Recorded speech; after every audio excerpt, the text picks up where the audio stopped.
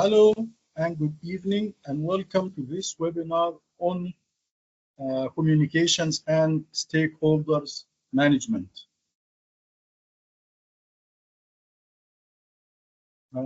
So before we begin, let's examine Graham's law. There are some project managers / philosophers.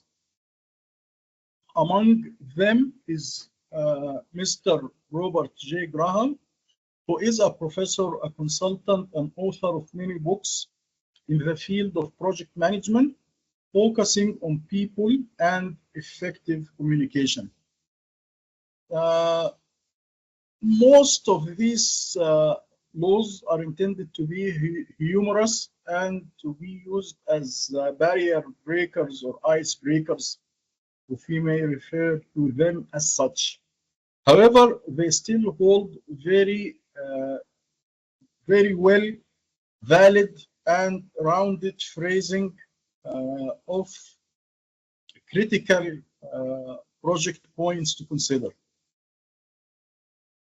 So what Graham's law states is, if they know nothing of what you are doing, they suspect you are doing nothing. Also, it is stipulated in another format where it says, upon asking, if the answer is not definitive, people will assume you are doing nothing. So here, in project management context, and for the sake of today's webinar, so we are talking about using communications management plans, which is widely okay. Also, we have to understand that it is widely acknowledged that about 90% of a project manager's time is spent in communication. Every manager, not just project managers, should be spending most of his time in communicating. This is why we say a manager has to eliminate. Number one, eliminate means if a task that is not important, it's eliminated. Number two, automate. So tasks are automated, so nobody has to do it. Number three is delegate.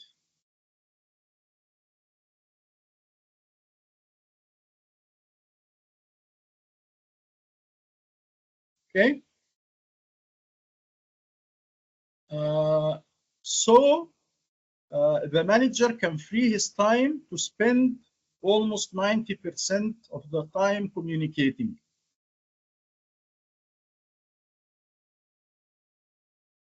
The communication management plan should be the first project management deliverable created after the project charter.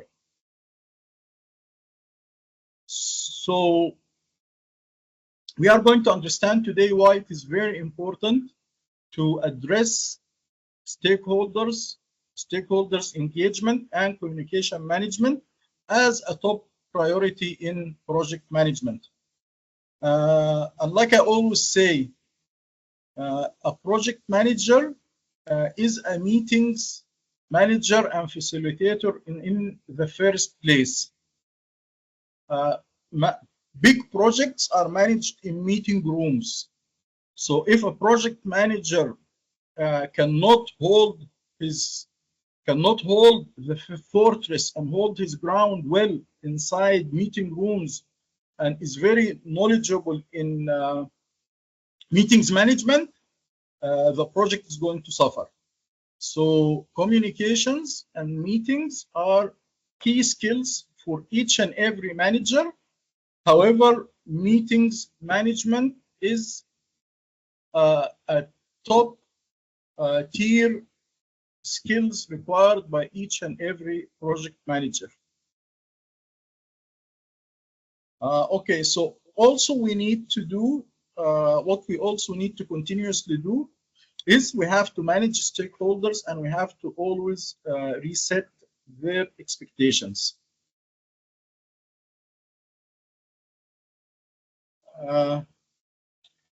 The setting of unrealistic expectations is a major factor in stakeholder dissatisfaction and in the perception of project underperformance or failure. We have established it is well established, and as well personally I have established it myself in previous webinars related to success of projects. And considering a project successful is a highly subjective and opinion-based endeavor. So managing and controlling the stories around the project, which is primarily done through communications, effective communications, increases the success chances of the project, even if it is underperforming. An overperforming project could be considered a failure if communications within and around the project are not handled and managed well by the project manager. So managing communications is a top priority for project managers. Okay, here I have a list I gathered over the years, which I call them my 6 principles for effective project management. And here how my 6 principles relate to communications. So the first principle is I have to understand inputs to my project management and into my project as well. So number 1 is information. I cannot build a house without design. I cannot purchase materials. I cannot hire contractors. So a design is information. Without information, I cannot do anything or achieve any progress within any project. So number 1 is information, resources, material. And when we talk about engineering projects, we're also talking about site planning, facilities, utilities. Also, we need a plan and a schedule. And when we say plan and schedule, these are also pieces of information. Okay, the second principle, which is very important, and I cannot overstress it, management is divided into administration and leadership. And leadership is more or less defined as influence and facilitation. So the role of a leader is to influence subordinates and to facilitate and facilitate for subordinates and support their efforts. Third principle, maintain visibility using curves and earned value analysis. And again, this is a tool which displays information in a certain tabular and infographic manner. Fourth principle, differentiate between project life cycle and project management cycle. Fifth, differentiate between project deliverables and project management deliverables. Sixth, use project management software for all projects proficiently. So this will take us again to repeat this very important concept to understand very well in order to succeed in management and in project management, which is management is divided into administration and leadership. And like we said, leadership is facilitation and influence. And how do we achieve influence? We achieve influence through communication and emotional intelligence. So now we have to understand is management is getting work done through people. Therefore, we need leadership to communicate with people and have deep understanding of our own emotions and others' emotion and develop our EQ or emotional quotient in order to be successful influencers within our domain. Okay, now we are going to discuss a very important concept which was put within the PMI organization for the first time in PM Book 7th edition, and it is one, or maybe probably the most important difference between 6th edition and 7th edition of PM Book. So we are talking now about a system for value delivery. Previously, projects were considered as isolated endeavors, but however now they are part of a value system. So how do projects deliver value? Either creating a new product, a new service, or a result that meets the needs of customers or end users, creating positive social or environmental contributions, improving efficiency, productivity, effectiveness, or responsiveness, enabling the changes needed to facilitate organizational transition to its desired future state, and sustaining benefits enabled by previous programs, projects, or business operations.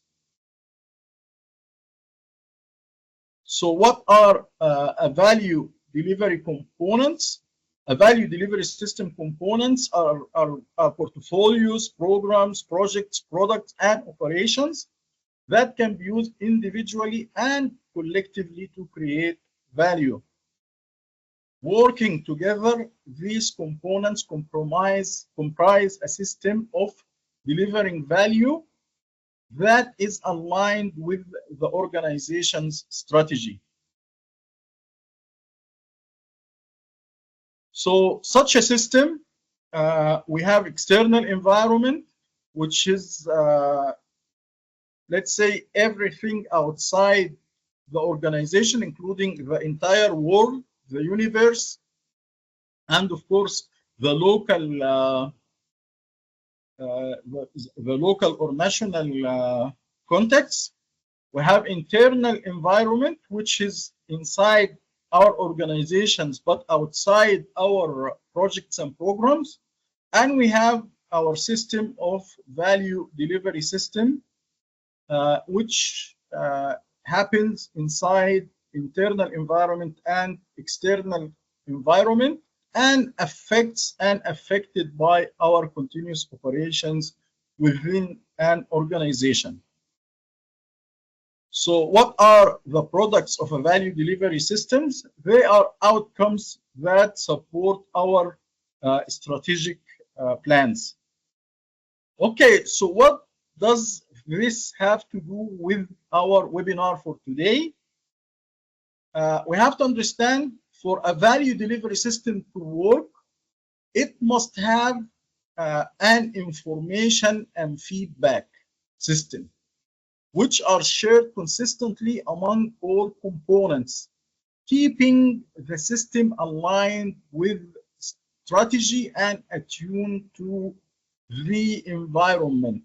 So without an effective system of information and communication, we cannot have a value delivery system. So what we have here, we have top and executive management, we have portfolios, we have programs and projects, and we have operations. And our black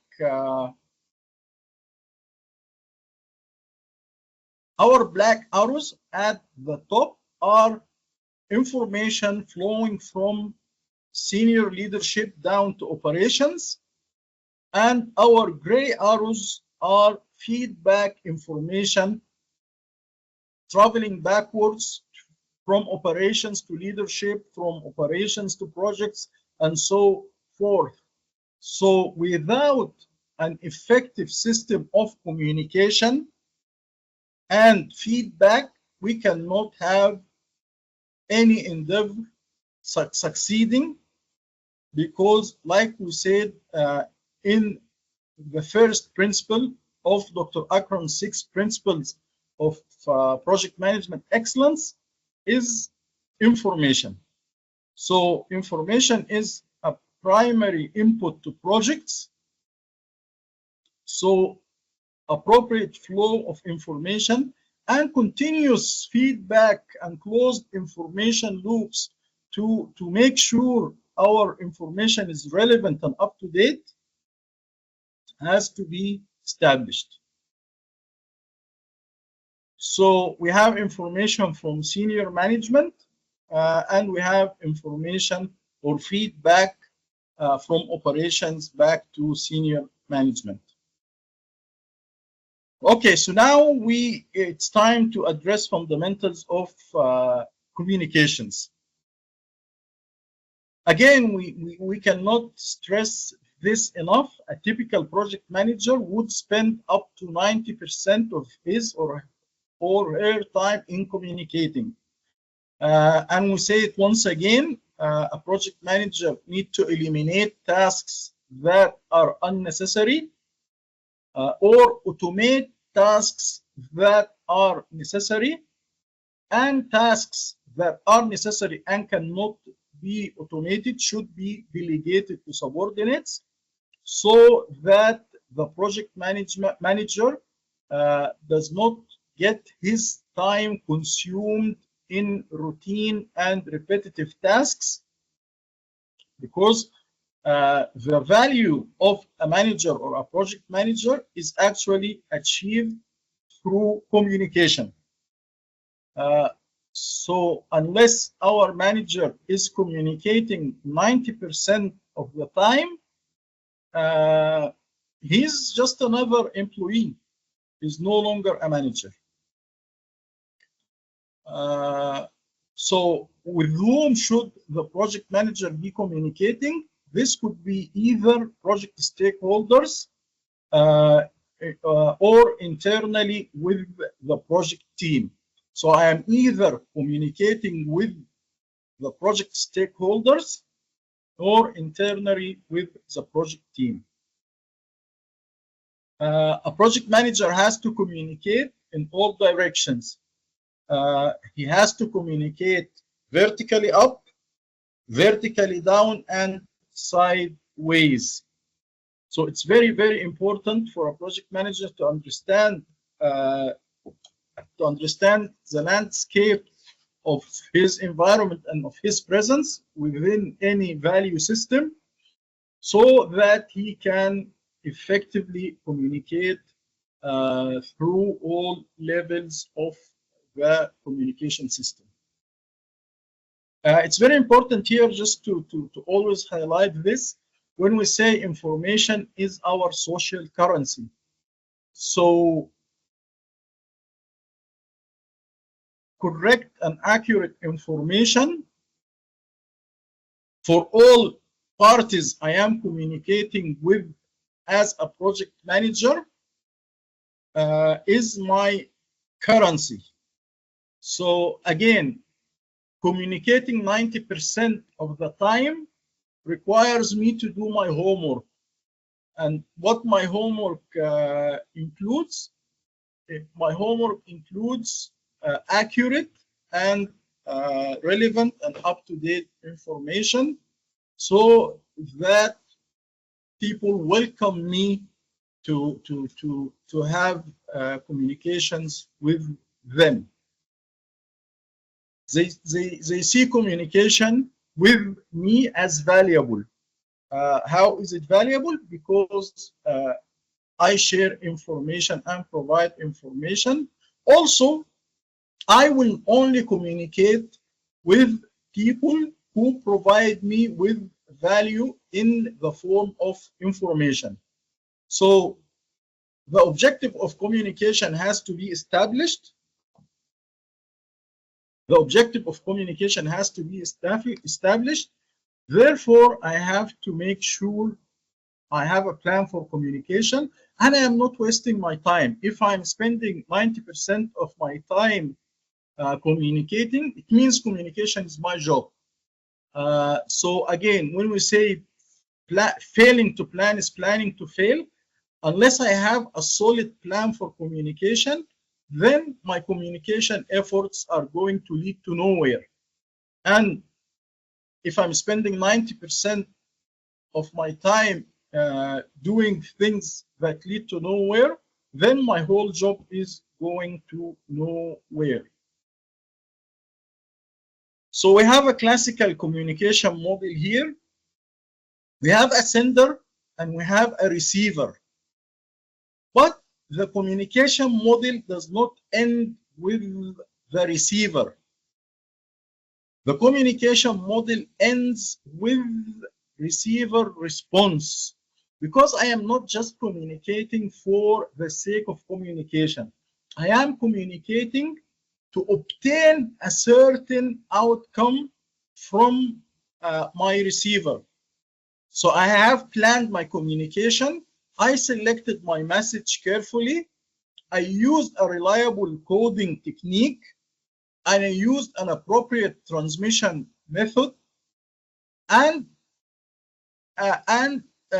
which is compatible with the reception infrastructure available to the receiver, including the decoding methodology, and my message has reached the receiver. And I want a certain response from my receiver. Okay, what can happen between here and there that stops my message from being clearly understood by my receiver and influence his decision to provide me with the result I am expecting from my communication? So we have what we call noise. Noise related to sender, noise related to message, noise related to coding, noise related to transmission, reception, decoding, everything. If it's not done 100% appropriate, what is missing is noise, and whatever is missing is going to distort and change my message, and therefore my message will not achieve the intended purpose for distortion. Noise will cause distortion, and my message will be distorted, and it will not achieve the result it was crafted to produce. So we have another illustration for a similar model, which we have sender, we have message, we have a channel, and we have a receiver, and we have a goal. So I am sending, my message is a goal. I phrased my goal into a message, and I transmitted my message, which is a contextual capture of my goal, hoping my message is delivered clearly to the receiver and convinces him to give me the response I need. And here I also receive another backward message from the receiver, which is feedback. And here the communication environment is filled with noise. Okay, so now we are going to talk about EQ, which is emotional intelligence quotient. So in a nutshell, project managers need to be able to recognize their emotions, differentiate between them, and effectively manage their emotions through guiding their thinking and acting. Also, they need to understand team and stakeholders' emotions and empathize with them. So what we mean by empathize with them, we mean request feedback. Always ask for feedback. When I communicate, it's not if I am talking to somebody, so I'm just talking one direction. But if I am talking with somebody, it's two direction. So I give him and I take back from him. So talking to people is not a good strategy for communication. What I need to do is talk with. So I always emphasize or ask for feedback. So I am talking with people and not uh, two people. Okay, we have the message. Like we said here, I have a goal and I phrased my goal into a message. So what makes a good message? It has to be clear, concise, complete, concrete, coherent, correct, and courteous. So here I have people playing a game of charade, you know, game of charade where somebody whispers a name of a movie to a team member and the team member starts to act so his team can guess the name of the movie. So it's called, the game is called charade. And why we need this information? Because we have a classic model which says communication is only 7% verbal. When we say verbal, this is our message. And it's 38% vocal and 55 non-verbal or body language or whatever. So if the message is not important and it's only 7%, so I don't have to make a lot of effort in crafting my message. But this is not true. When we say this, this is only true in the course of leadership. Leadership in the sense of supervisory level leadership. So at the very bottom of the leadership system, we're not talking about senior executives and directors. If I am a senior executive or director or vice president or CEO, I don't need to spend time crafting my message. Again, and I don't need to watch my body language, and I don't need to watch my tone. I only need to communicate my emotions very clearly, especially when I'm upset, from results. So here it does not apply to communication and leadership in top management, but at the very bottom level of leadership, which is the supervisory level, where the supervisor is in continuous direct contact all the working hours with his subordinates, it's very important to be very knowledgeable of how to communicate his messages so it does not get distorted due to his tone of voice or his body language. And when we go back to here, what makes a good message, this is what we consider a good message. And a good message, if we take a look at a charade game, if I have a well-crafted message, I know the name of the movie and I just say it, it will take me a fraction of a second to communicate the name of the movie. However, how long does it take me to just do this charade game and try to explain without verbal words what the name of the movie is? So here we just need to make sure to understand that the message is number one. Because we say if you have got nothing to say or nothing of value to say, no matter how well you communicate, you are just filling space with noise. So if you have nothing to say, it's just noise. You're filling space with noise. So you must have a message. You must have a strong message, a clear message, a call to action in order to effectively communicate.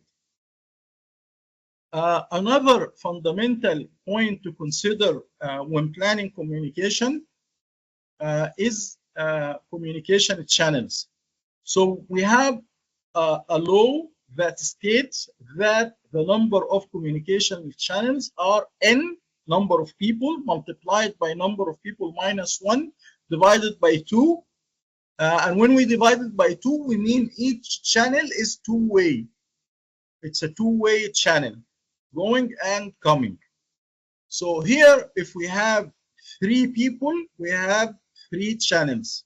But if we have 6 people, we have 15 channels of communication, because here we have a channel between person 1 and person 2, another between person 1 and person 3 and 4 and 5 and 6, and for person 2 he has channels with everybody as well, so it becomes very complex. So again, I have to understand the laws of communication. Like I said, if I am a manager and I have to plan 90% of my time to conduct communication, I have to understand the number of channels I have to deal with and communicate with, and plan my communication very well. Otherwise, information might get lost through communication. Okay, so now we have to discuss stakeholders engagement, and how it relates to communication, and how it relates most importantly to decision making. So now we are linking it all together: stakeholders, communication, to achieve decision making. Because at the end of the day, we are not communicating within a managerial and project management context to entertain. Entertainment is a very legit reason for communication, but it's not our scope and not what we are discussing today. What we are discussing today is communication for achieving results. So first of all, we are now talking about decision making, stakeholders engagement, and communication, and stakeholders engagement, of course. So first of all, we need to understand what is a stakeholder. So a stakeholder is anyone who has a stake or interest in your program or project. It could be a government agency, a policymaker, a funding agency, and even end users are also considered stakeholders.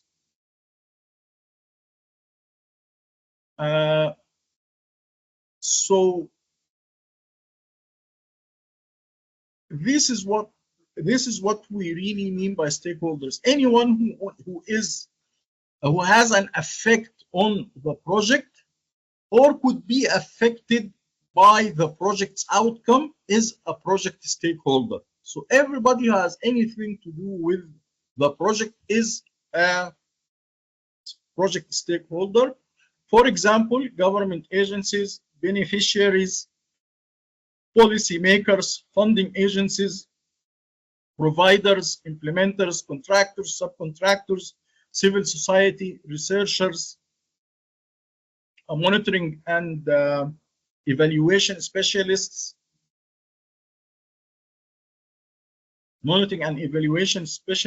as well, of course, as the project management, the project team, the project sponsor, the project champion, and so forth.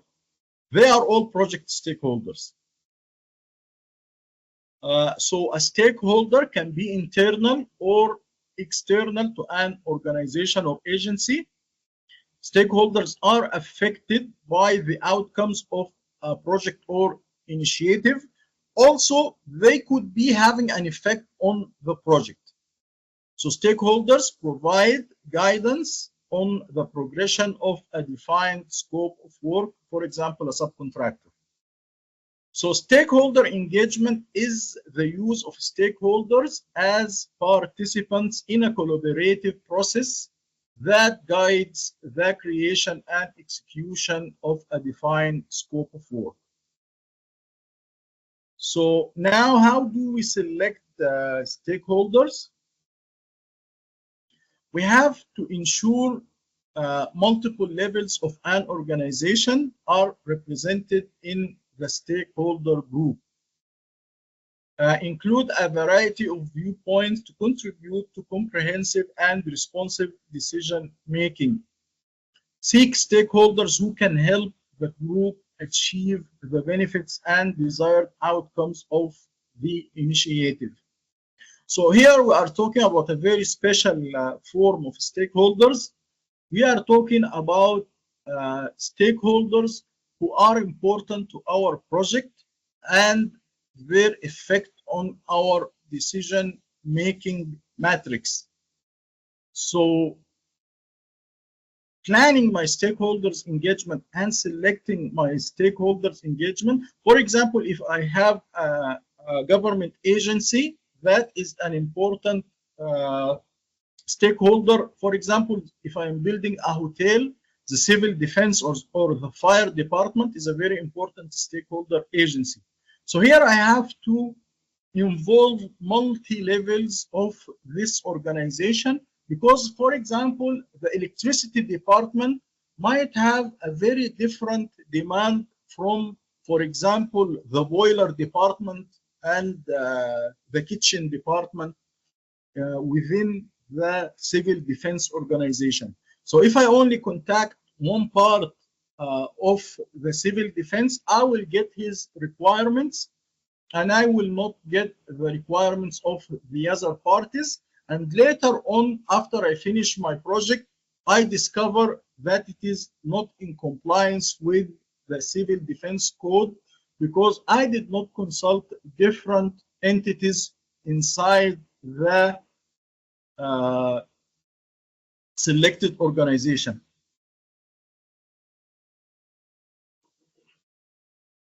So why is it important to know your stakeholders? Because you'll get to view activities from different perspectives, have different degrees of understanding of the decision you are considering. You will understand different needs and different wants and obtain, of course, different information. Need information at different levels of complexity. What we mean here by need information at different levels of complexity, for example, if I need to provide a status report to my direct manager or the program manager, he might need a detailed report with expenses and everything.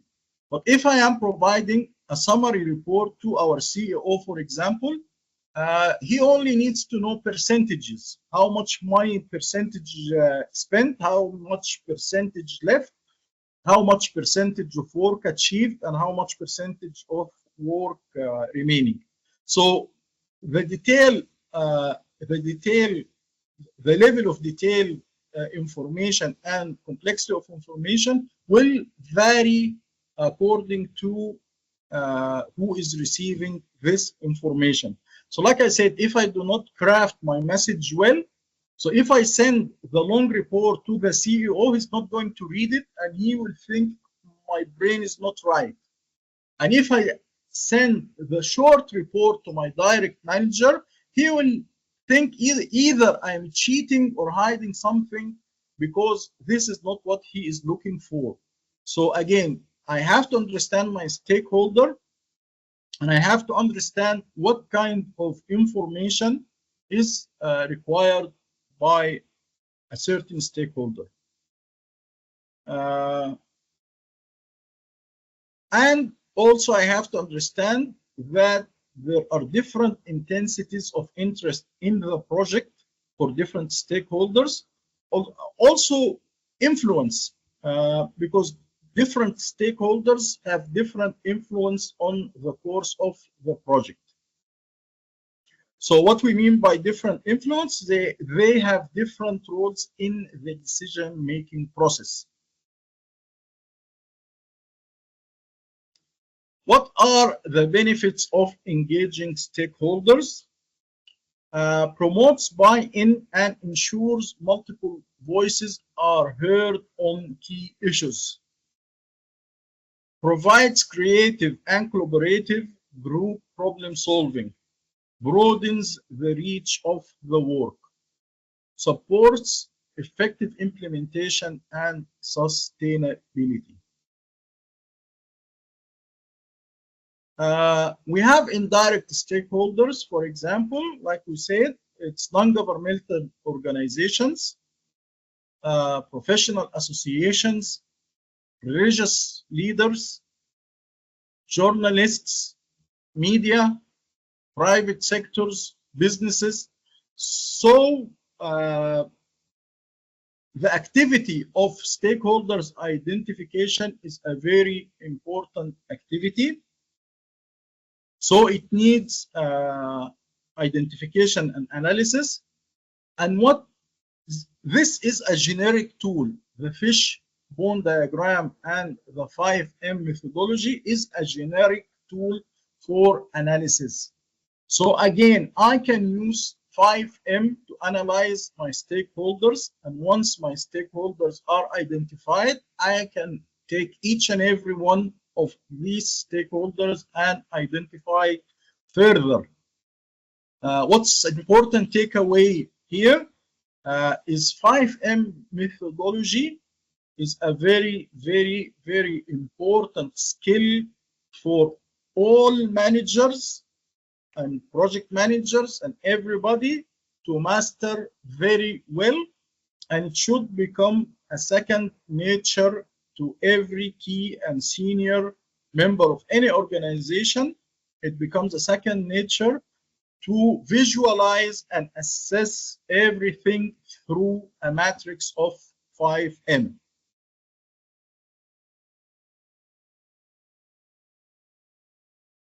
What are the principles of effective stakeholder engagement? The messages has to be relevant to stakeholders. You have to define and articulate your purpose. You have to specify desired outcomes. Your message, I have to ask him, what do I want? Why am I sending him this message? Identify short and long-term outputs and outcomes. Relies on trust-based partnership. So you have to establish an agreed upon group process. Articulate expectations of stakeholder engagement.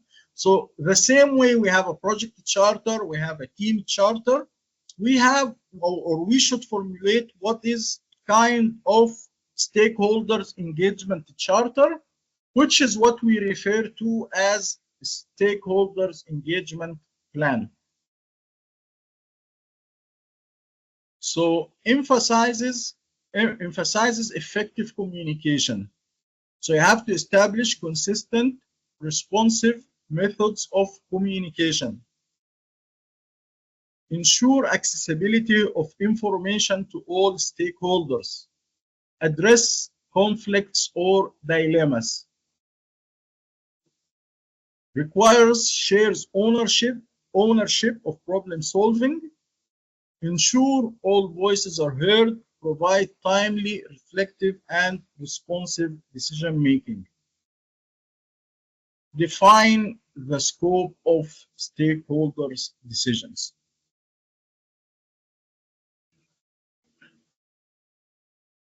So, in the context of decision making, what is our model and where does stakeholders sit? So our model for decision making involves data, decisions, and stakeholders. So like we were discussing today, data, information, communication, stakeholders, and decisions, they are all interrelated.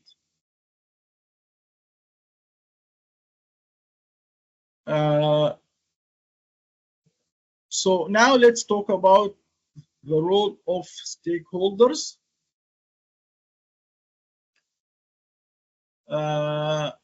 So while I am building my communication plan and my stakeholder engagement plan, like I said, as a project manager, I'm spending 90% of my time communicating. Communicating to do what? To understand more about my stakeholders. So I ask, what kind of data does they require? So I need to understand the relevance of data that they need in order to provide me with timely decisions. And ownership of data, such data is going to come from where? and of course, appropriate dissemination of data, how data is distributed to end users, and how data itself is used or use of data.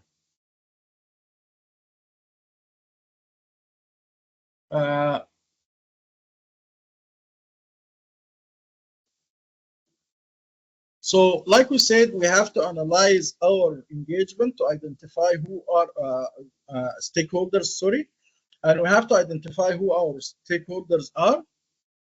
So we will use a stakeholder analysis matrix and use it to generate our engagement plan. So a stakeholder analysis matrix is a framework and a process for identifying stakeholders, defining their roles and resources, identifying dynamics among stakeholders, setting optimum stakeholder groups. Okay. Okay. So before we go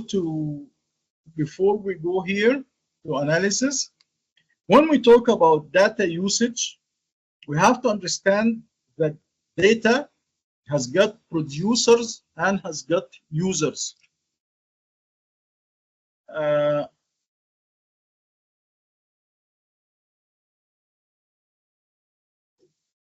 So there is always a perspective or a point of view for data producers, which might not be always the same as that of data usage.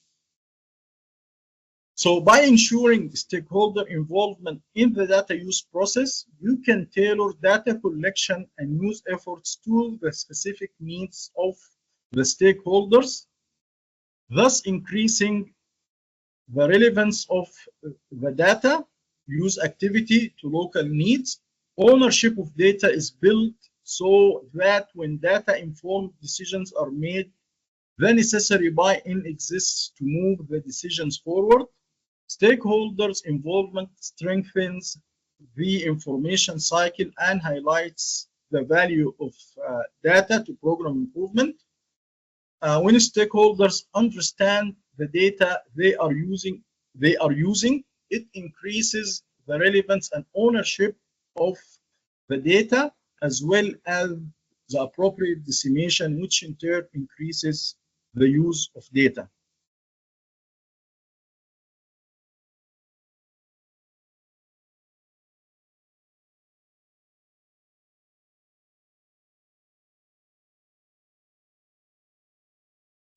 So data producers think that decision makers value political considerations over evidence, and that they are unprepared to measure or evaluate the consequences of their decisions.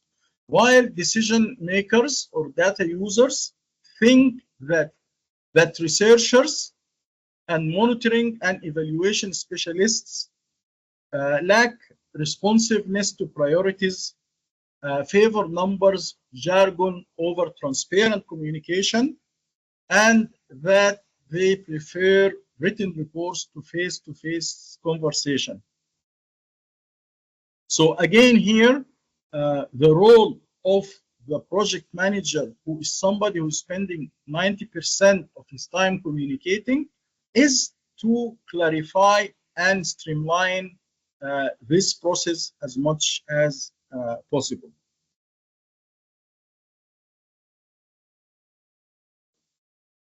So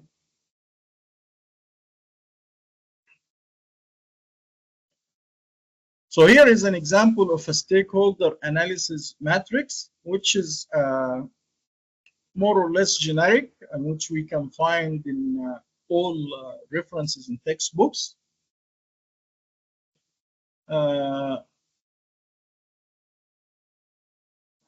So we are not just going to go into details into it. However, our key message for today is every decision is made in the context of available data and stakeholders. So for each decision to be accurate and correct, we need to have the right information and we need to have the right stakeholders involved and the right decision makers as well involved. We need to perform critical assessment to involve stakeholders in order to facilitate and optimize data-informed decision making. And with this slide, we come to the end of our webinar for today. And if you have any questions, I welcome your questions. We have like 10-15 seconds to articulate and phrase your questions. Otherwise, we are going to end this webinar.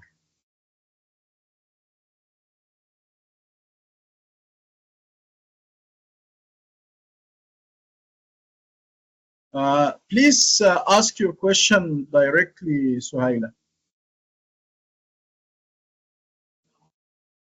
Okay. Yes, please. It's nice to see you again. Yes, please. Yes, I want to ask if I work for an organization that has multiple stakeholders, meaning it's jointly managed by more than one manager, but unfortunately they are not the same personality. They are completely different. The problem I face is trying to merge conflicting reactions or opinions to choose the appropriate decision and implement it. Giving my understanding of importance of engagement with stakeholders and informing them of the steps and decisions that concern them. How should I act in this situation to meet their needs and expectations? Okay. Let me just tell you, it is a classic situation for project managers especially. All managers, especially in joint ventures, for example, a joint venture is two companies working together to achieve results. At the same time, each group of the joint venture is trying to maximize the benefits for his company. So there is certain conflicts of interest. However, how we do it, it's very important to perform stakeholders analysis. And when we perform stakeholders analysis, we primarily target influence. How much influence does each member has, and how much interest does he have on the project, in the project. So I can start to give grades and value and start to prioritize my stakeholders. Also, according to analysis matrix, using inputs of interest and influence, I can formulate an initial plan of how to manage this particular stakeholder. Okay, now in your case, you already established who's who, and you already both are influential and both are important for your decision, and you need to reach decisions so you can proceed quickly. Like I mentioned earlier, project managers are meeting managers. You always call for a meeting, and unless you have a reputation of a very productive manager through meetings, nobody will come to your meetings. So you have to understand meetings has to have an agenda, they have to have minutes, and you must always state how long the meeting will take, when it will start, when it will end, and why are we having this meeting, and what are the objectives. So your strongest tool is to always call for a meeting. Some decisions are expected to happen after a week or two or a month. So you have regular meetings. Regular meetings is your weekly meeting, your monthly meeting, or whatever. So such regular decisions have to be included in the routine and regular meetings agenda. But sometimes we have an emergency decision. So an emergency decision will require an emergency meeting. However, the rules for meeting management will always be the same. All meetings must have an agenda, and all meetings must have minutes. Because once you have an agenda and you have minutes, the meeting is no longer talking. Now it is writing in black and white. And in the corporate world, it's a totally different game when you are talking from when things are written down. So now I want to hear from you, from your experience. Have you tried meetings strategy before?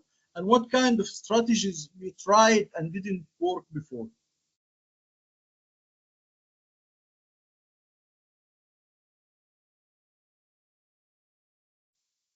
Yeah, I have already tried them, but I need from you, sir, to clarify some of the strategies.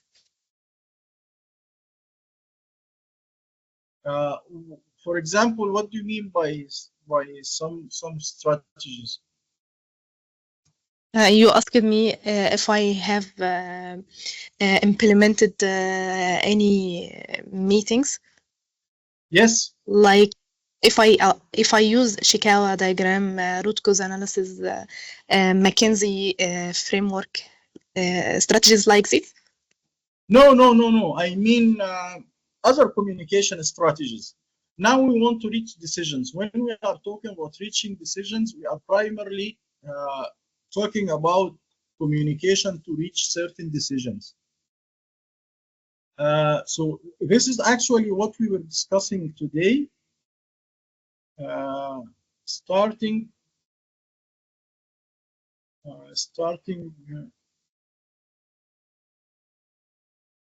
here. Starting here, actual decision making and stakeholders engagement. So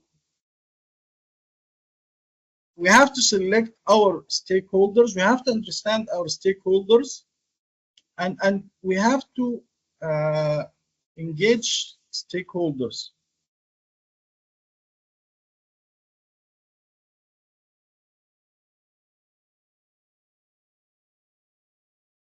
So when we talk about principles of effective stakeholder engagement, we have, for each decision, we have to select the right stakeholders, and we have to articulate our messages. Of course, like I said here, we have to have some form of team charter. Because now you are talking about decision makers inside a joint venture, for example. So we must have some kind of ground rules. If I have a team under my authority, I will write a team charter and have everybody sign. Okay, but now I want decisions from two people who are my superiors. They are my managers. I cannot go with a team charter and ask them to sign it. They will throw it in my face. But what I can do is during a meeting, and I select a high profile meeting, I select timing, and I discuss what are our ground rules and include it in the minutes of meeting and fix it inside the running meeting agenda, because we have in projects, we have what we call a running agenda and a running minutes of meeting, which means this week's agenda is going to be next week's agenda minus some items plus some new items. And the same goes for the meeting minutes.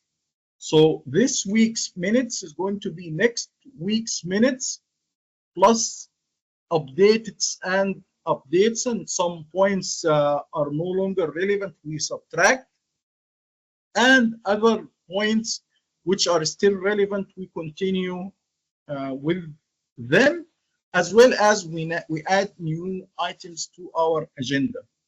But we also must have a fixed section in our meeting minutes where we put our norms or our standing orders or our standard procedures or whatever. So everybody knows what is expected and how they must respond. For example, if I'm working between two companies, we have deadlines. If I send you a paper to sign, you have to sign it within 72 hours. Otherwise, it's going to delay our schedule. And if it delays our schedule, or all monetary penalties incurred due to this delay is going to be charged against you. So we have also rules and regulations which are more stringently fixed to help control conflicting interests within dissimilar organizations such as joint ventures, but it remains the most important tool is effective meetings management. So a project manager is a meetings manager, and if for example, the project manager is not strong in his skills of meeting management, he's going to suffer. And how to call for a meeting, when to call for a meeting, it is a skill, and it's not a skill like a talent you're born with. No, it is a skill that is learned. You go to learn it someplace and you apply it, and when you record your performance, you evaluate your performance, you collect lessons learned and improve in your performance. Both attending meetings or chairing meetings, they are two different skills. For example, I can sit in a meeting where people are not giving me a chance to speak. So the meeting ends with people thinking that I agree with everything said, and a decision is drawn accordingly, like I approve of everything said because I did not speak. So if I am attending a meeting as a member, an attendee, I have to know how to be an active and effective attendee of a meeting, when to stay quiet and when to speak. Also, if I'm chairing a meeting, I have to know how to chair a meeting and how to call for a meeting. Again, Suhaila, I would like to hear your story further and to understand what happened, because again, when I hear actual case studies, like live case studies, it helps me learn, and it helps me again to improve my teaching material. So I'd like to hear more of your problem, and I would like to know if I answered your question or not. Yes, thanks a bunch, sir. You answered my question very good. I get some points. I will take care about it after that, like prioritizing my stakeholders. It's a very important thing to know which will influence my decision and have the more authority of the organization. You asked me if I have actual case. I mean that if I have a problem or any situation needs to make a decision, I try to inform my stakeholders. There are two stakeholders mainly, like managers And after I inform them with problem and suggest my potential solutions, each one of them try Okay. to find a solution, but they are so different solutions. Every stakeholder talk about his experience, his point of view, but two solutions not the same, and I can't implement two solutions. I just choose Okay. one of, and Okay. I understand. I understand you more. Okay. Okay. Please continue. I'm listening. yeah, after I have solutions, I agree with one of them. Like I have an experience with market, and I meet end users, and I know their point of view and their feedback about our products or our services. So I tried to convince the other stakeholder with this solution, but they aren't. I think they he will be confused. Okay. There are techniques for voting. For example, what I would do personally in such a situation, either they work together and select a solution, or I tell them the decision is mine. I will select one of your, you present to me and you present to me, and I will select what's best. Or even I will take parts of your solution and parts of your solution, and you two have to work together to make it happen. So this is one way to do it. So they can work together, or I select course of action and they have to follow what I do. Another way is to have a voting system. Uh, so we give grades. So we sit at a table and we have a voting system where we give grades to each solution. And based on our voting system, we select which way to go. You are going to study agile project management soon, right? Yes, yes, sir. So in agile project management is a team-based effort project management. So it's built around similar problem you are facing. So the team will always decide collectively, and they have different voting methodologies. Each team will adapt a different way to vote in order to select among alternatives, because we need agreement, we need consensus, because when people agree to a decision, they support it. Even if the agreement is I select best course of action and you will follow it, this is a form of agreement. But how a decision is reached must be very, very clearly stated. Everybody must understand how you reach your decisions. And you can have for each decision a different way. You must not follow the same way for all decisions in your project.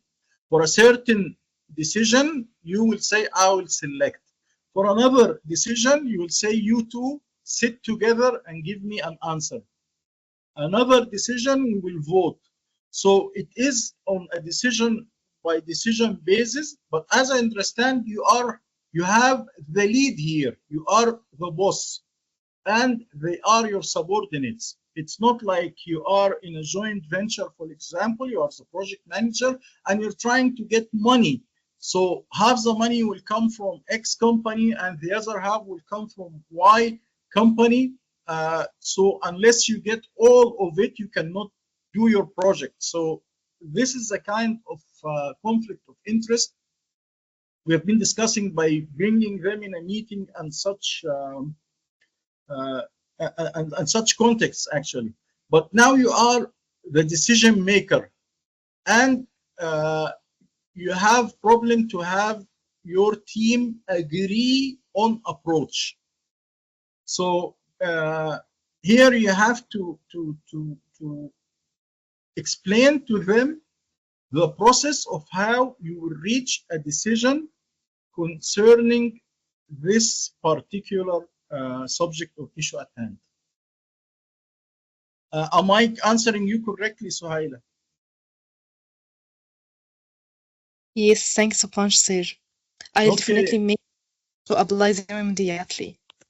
Okay, I'm very happy I was able to answer your question, and I wish you every success.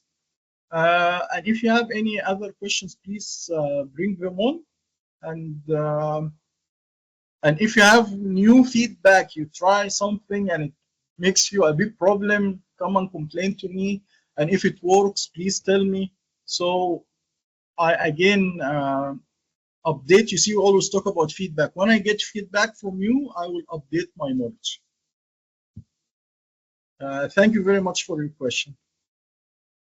You have enriched our discussion today. Okay, any other questions, please?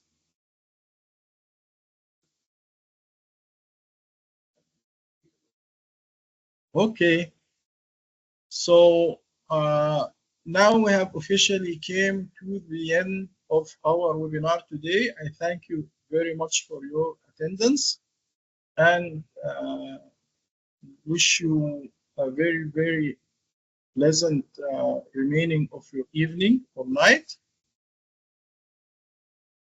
And see you soon again. Have a great evening. Bye-bye.